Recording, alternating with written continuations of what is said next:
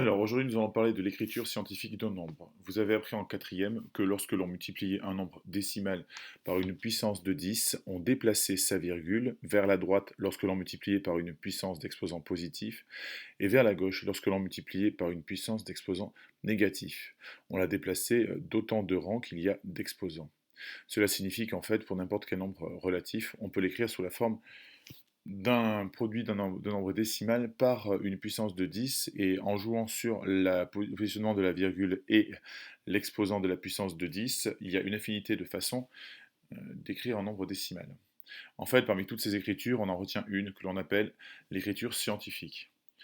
Alors, l'écriture scientifique d'un nombre s'écrit a fois 10 puissance n, où n est un entier relatif et a est un nombre décimal compris entre 1 et 9, ou moins 9 et moins 1.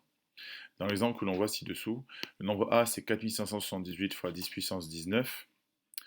Et donc, d'après la définition qu'on a vue au-dessus, l'écriture scientifique de ce nombre commence par 4,578.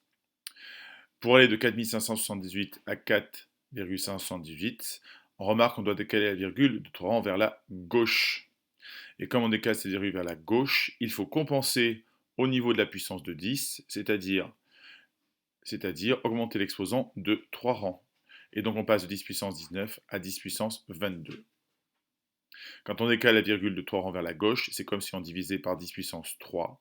Donc pour obtenir un nombre égal, il faut multiplier l'exposant par 10 puissance 3. C'est pour cela qu'on obtient 10 puissance 22 comme résultat.